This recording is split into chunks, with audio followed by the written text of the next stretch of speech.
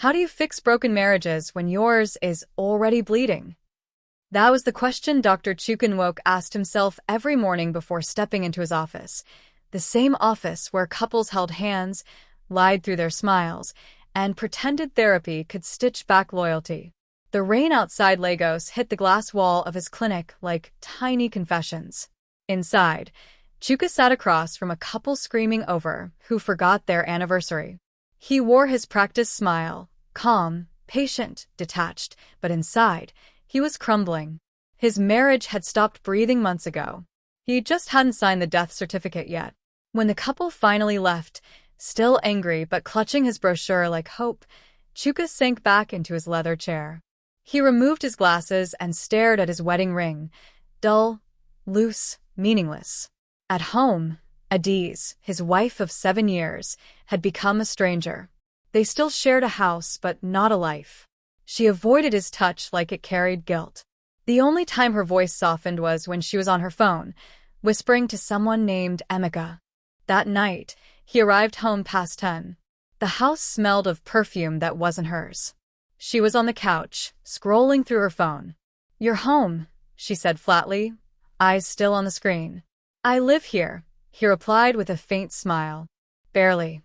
He wanted to argue, but what was left to defend? The silence between them was too thick to cut.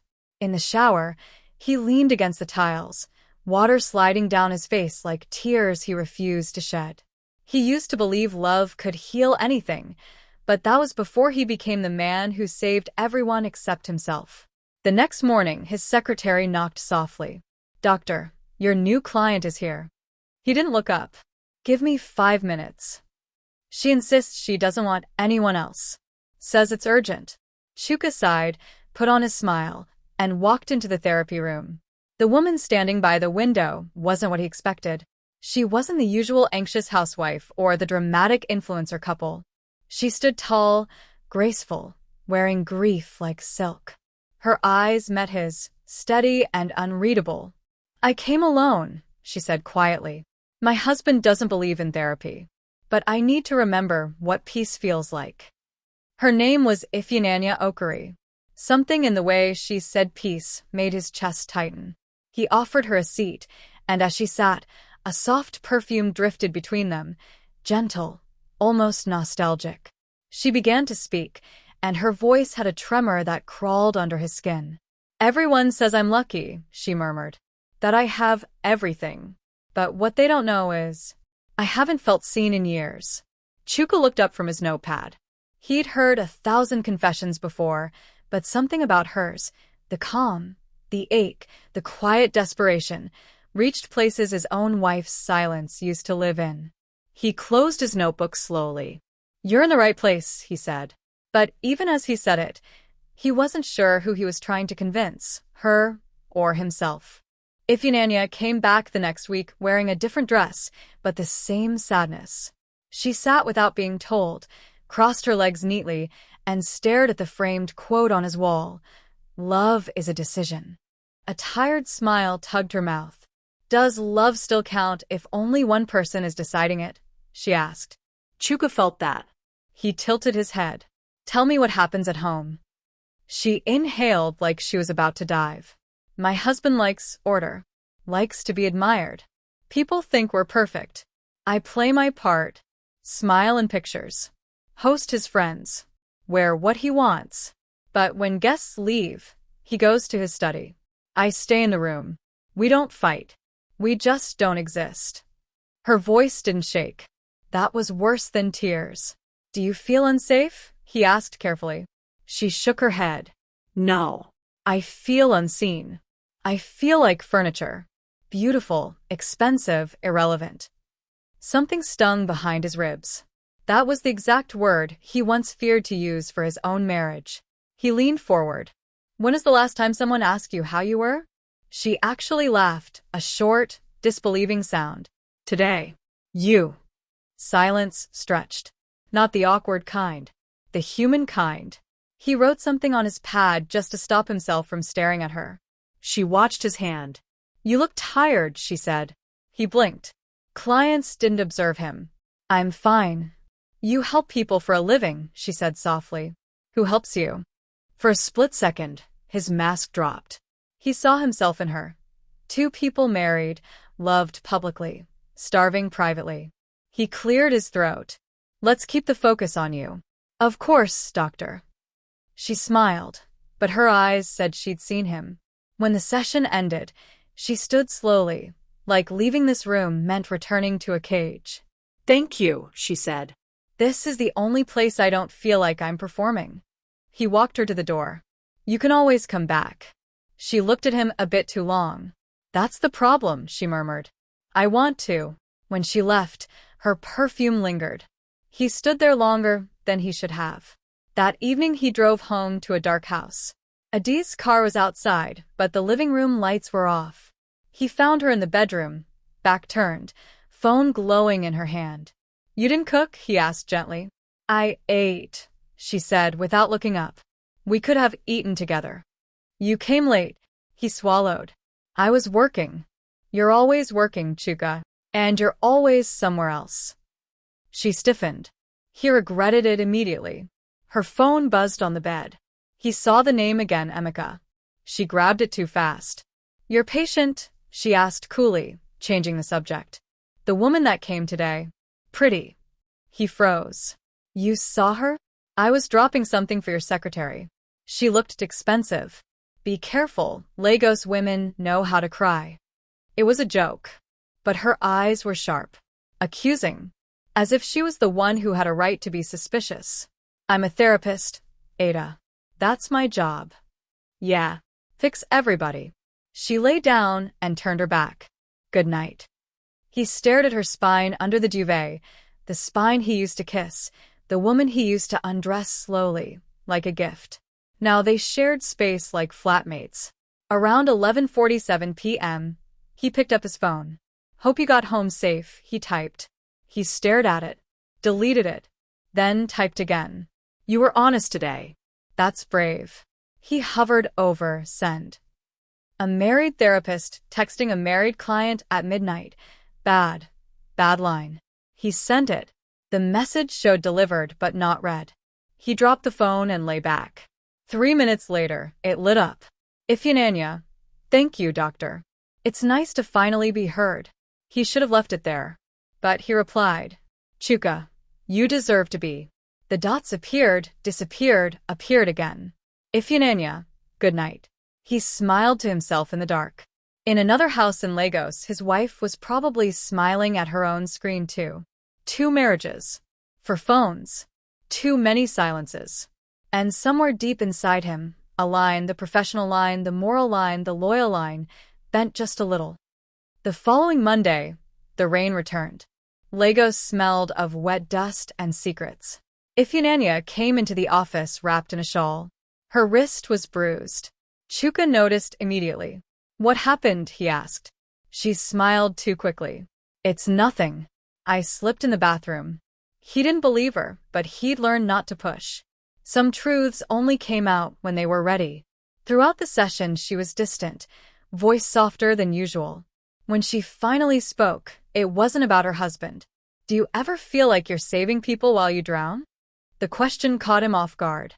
All the time, he said before he could stop himself. She looked at him then, really looked, and for a moment the room lost its professional shape. It was no longer a clinic, just 2 lonely souls holding each other's pain. Droplet. When the clock hit 6, he told her the session was over. But she didn't stand up. Can we walk? She asked. It wasn't allowed, but he nodded anyway. They walked down the street, under umbrellas that kept colliding in the wind. They talked about everything except the people waiting for them at home. She laughed once, the first time he'd ever heard it. It sounded like something he'd been missing without knowing. When they reached her car, she turned to him. You make it easy to breathe. He swallowed hard. That's what therapy is supposed to do. She shook her head. No, doctor. That's what you do. He didn't touch her, but her words left fingerprints. Droplet. Later that week, she missed her appointment. The silence felt heavier than any confession. He tried to focus on other clients, but every soft-spoken woman reminded him of her. On Thursday, she appeared again, no appointment, no warning. She stood by his office door, eyes swollen from crying. "Please," she said. "I didn't know where else to go." He closed the blinds and let her sit. "What happened?" She hesitated. "He found my diary. The things I wrote about feeling trapped. He said I embarrassed him. He said I make him look weak." Her voice broke. Without thinking, Chuka reached out and took her hand. "You don't deserve that." Tears rolled down her face, one landing on his knuckles like acid. Then the line shattered completely. She leaned forward, her forehead resting on his palm. "Why are you kind to me?" she whispered. "Because no one else is," he said. Her lips brushed his wrist, a mistake, a plea, a spark. He froze. The air thickened. He should have moved. He didn't. When she finally left, his pulse was still racing. He sat alone for a long time, staring at the empty chair she'd occupied. He told himself it would stop here, that it had to. But when night came, and his wife turned her back to him again, he picked up his phone. "Are you okay?" he texted. This time she replied instantly. "Can I see you tomorrow?" "Not as your patient." He stared at the message, heart thudding. He typed one word before reason could stop him. "Where?" The line between therapy and temptation had disappeared. And somewhere deep inside, he knew this was how good men start to drown. The next evening, the guilt began to taste like whiskey, bitter, burning, and impossible to stop. They met at a quiet restaurant in Ikoyi. No files, no notepads, just two people pretending they weren't breaking the rules. Ifeanyi looked different. Hair down, lips soft, laughter hiding pain. "This isn't therapy," she said. "I know." "Then what is it?" He hesitated. "Maybe a mistake." She smiled sadly. "Then let's make it slowly." They talked about music, childhood, and what happiness used to feel like before love became duty. He found himself laughing again. Real, unfiltered laughter. For a moment, he forgot his ring. When he dropped her off that night, she touched his hand lightly and whispered, "Thank you for not treating me like I'm broken." He drove home dizzy, half alive and half afraid. Droplet. Days later, the Lagos Marriage Forum invited him to speak at their annual charity gala. It was a big deal, sponsors, cameras, the elite. Adiz insisted on coming. "You'll look more respectable if I'm there," she said, adjusting her wig in the mirror. At the event, Chuka moved through the crowd like a man walking on thin glass. Reporters asked for photos, couples asked for advice. He smiled through it all, rehearsing his speech in his head. Then a familiar voice called behind him. Deep, cheerful, confident. Chuka woke. "My brother from another mother." He froze. Turning around, he saw Emeka Okori, tall, well-dressed, with a gold wristwatch that screamed money. His old university roommate. The same friend who once sold his car to pay Chuka's final-year school fees. "Emeka?" Chuka stammered, laughing in disbelief. "Guy, now you be this." They embraced tightly, slapping each other's backs. "You don't even call again. I hear you're helping couples." "My own wife no even stop talking about therapy." Chuka smiled, unaware that fate was laughing behind them. "Your wife." Emeka grinned and turned, motioning toward a woman speaking to the event host. When she turned around, the world stopped moving. It was Ifeanyi. Their eyes locked across the hall, one look that carried 1,000 questions, none with answers. She froze mid-step, the color draining from her face. Emeka, oblivious, threw an arm around her shoulder. "Meet my angel," he said proudly. "My wife, Ifeanyi Okori." Chuka's throat went dry. His pulse roared in his ears. Adiz approached, smiling politely. "You two know each other?" Chuka forced a laugh. "Lagos is small." Ifeanyi extended her hand. Her nails were shaking. "Yes, Dr. Chuka helped one of my friend's sisters. He's very good at what he does." Adiz chuckled. "He better be. That's all he ever does, work." Emeka laughed, squeezing his wife's waist. No wonder she was insisting on therapy. "Maybe you'll help us too, doctor." Chuka's smile faltered. "Maybe," he said quietly. Droplet. That night, after the event, Chuka sat in his car long after dropping Adiz off. The city hummed outside, loud and alive. Inside, he felt dead. His phone buzzed. Ifyananya, you didn't tell me you knew him. He typed, you didn't tell me you were his wife. Now you know. We can't do this anymore. We already did. He shut his eyes. Every word cut deep. Droplet. At home, Adiz was awake, scrolling through pictures from the gala. You didn't tell me you and Emeka went to school together, she said, smiling faintly. He froze. You know him? Of course. We talk sometimes. He and his wife are good people. Something in her tone made him look up. How well do you two talk? She smirked.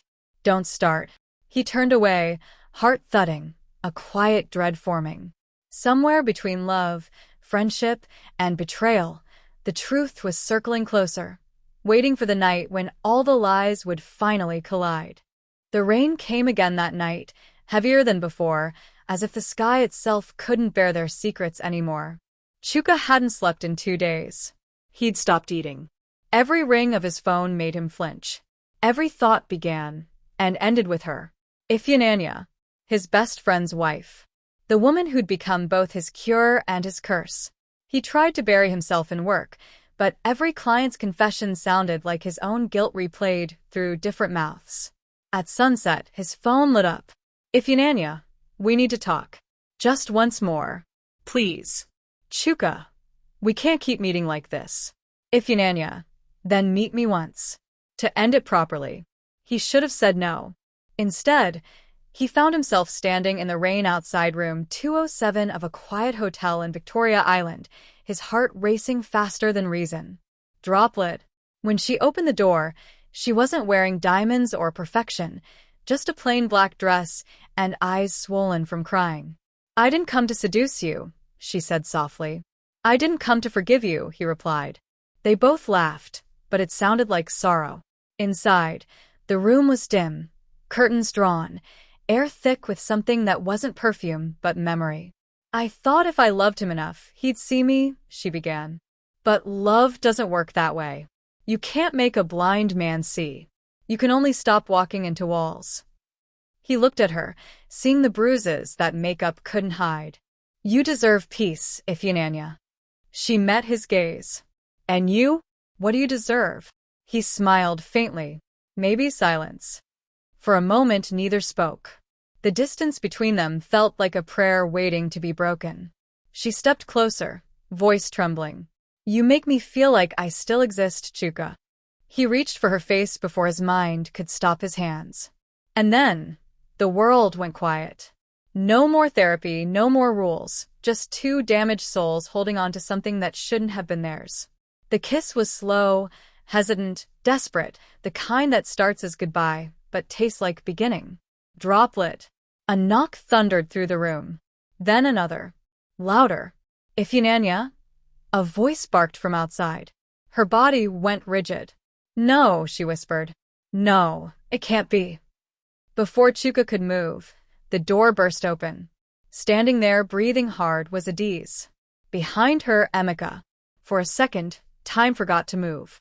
Adiz's eyes darted between them, her husband, shirt unbuttoned, the woman she'd complimented at the gala, trembling beside him. So this is your therapy? Adiz spat. You fix marriages by destroying them? Emeka's voice was low, dangerous. Ifyananya, tell me this isn't what it looks like. She cried silently, hands shaking. I'm sorry. He laughed, bitter, broken. Sorry? I gave you everything. Adiz turned on Chuka. And you, the saint of marriage counseling. She slapped him hard enough to sting his soul. You couldn't even save your own. Tears welled in Ifyananya's eyes as Emeka stormed out. Adiz followed, slamming the door behind her. The silence that followed was unbearable. Two people, half-dressed and fully destroyed, stood in the ruins of their own weakness. Chuka sank onto the bed, burying his face in his hands. It's over.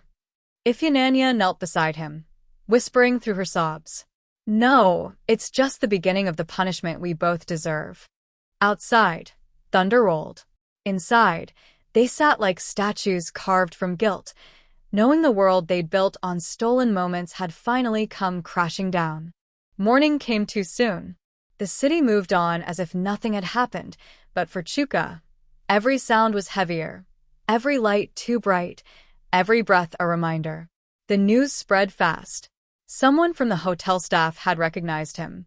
By afternoon, blogs carried the headline: "Popular marriage therapist caught in scandal with client." His clinic emptied in a week.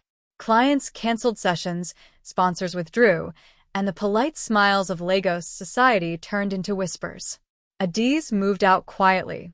No drama, no shouting, just a folded note on the dining table. "You fix broken people, but you never looked at me long enough to notice I was one of them. Goodbye." He sat for hours staring at it, unable to cry, unable to feel. Droplet. Then came the call. "Doctor." The voice trembled. "Madam Ifyinanya, she's in the hospital." He drove through red lights to get there. She lay on a bed by the window, pale, fragile, eyes half open. Emeka sat beside her, hands clasped, guilt carved deep in his face. When Emeka saw Chuka, he stood up, silent. For a moment, neither man spoke. Then Emeka said quietly, "She tried to end it, the shame was too much." Chuka's knees nearly gave way. He walked to her side, whispered her name, but her eyes stayed closed. A single tear slipped down her cheek. Emeka touched his shoulder gently. "I used to think you were the lucky one," he said. "Now I know none of us ever were." Then he walked away, leaving the two of them in the thick quiet of regret. Droplet. Weeks passed. She recovered, but she never reached out again. Chuka shut down his clinic. He stopped answering calls. For the first time, he sat in silence, not the kind that fills a room, but the kind that fills a soul. One day, while walking past an abandoned church, he heard someone sobbing inside. A man, maybe 30, wearing a wedding ring. He sat on the floor, face buried in his palms. Something inside Chuka broke open. He sat beside the stranger and said, "Cry. Don't stop. It's how you heal." The man looked up in confusion, but Chuka smiled through his own tears. That night, he decided to start something new, the Men Who Cry Foundation. Not for fame, not for money, but for broken men who were never allowed to show pain. Droplet.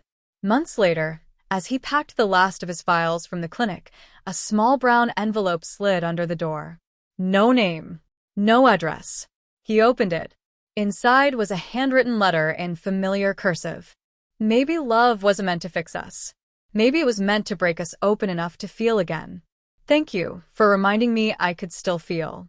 A faint smile curved his lips as tears blurred his vision. He folded the letter carefully and placed it in his wallet. For the first time, he didn't hide his tears. He let them fall, warm, honest, and human. Because at last, Dr. Chukunwoke, the man who healed others, had learned how to heal himself.